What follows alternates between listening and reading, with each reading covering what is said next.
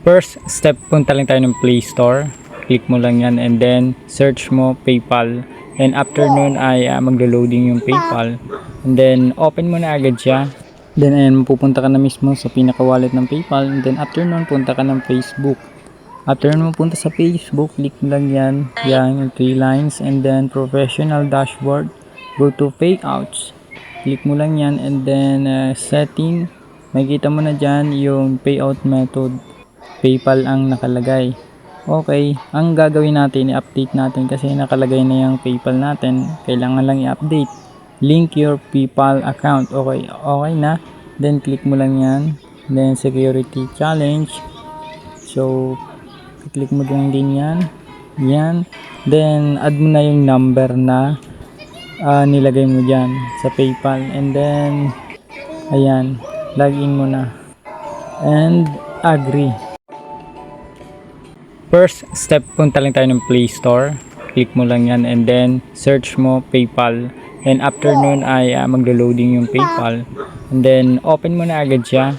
Then ayan, pupunta ka na mismo sa pinaka-wallet ng PayPal. And then after nun, punta ka ng Facebook.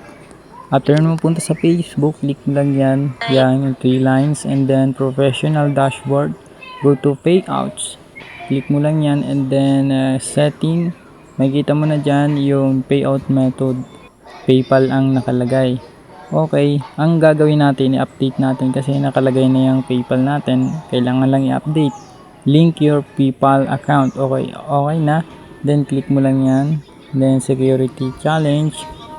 So, click mo din yan. Yan. Then add mo na yung number na nilagay mo dyan sa PayPal. And then, ayan, login mo na. And agree. First step, punta lang tayo ng Play Store. Click mo lang yan and then search mo PayPal. And after nun ay maglo-loading yung PayPal. And then open mo na agad siya. Then ayan, pupunta ka na mismo sa pinaka-wallet ng PayPal. And then after nun, punta ka ng Facebook. After nun, punta sa Facebook, click mo lang yan. Yan, yung 3 lines. And then professional dashboard. Go to payouts. Click mo lang yan and then setting. Makikita mo na dyan yung payout method. PayPal ang nakalagay. Okay, ang gagawin natin, i-update natin kasi nakalagay na yung PayPal natin. Kailangan lang i-update. Link your PayPal account. Okay, okay na. Then click mo lang yan. Then security challenge. So, click mo din yan. Yan. Then add mo na yung number na nilagay mo dyan sa PayPal. And then, ayan, login mo na. And agree. First step, punta lang tayo ng Play Store. Click mo lang yan and then search mo PayPal. And after nun ay maglo-loading yung PayPal. And then open mo na agad siya. Then ayan, pupunta ka na mismo sa pinaka-wallet ng PayPal. And then after nun, punta ka ng Facebook. After nun, punta sa Facebook, click mo lang yan. Yan, yung 3 lines. And then professional dashboard. Go to payouts. Click mo lang yan and then setting.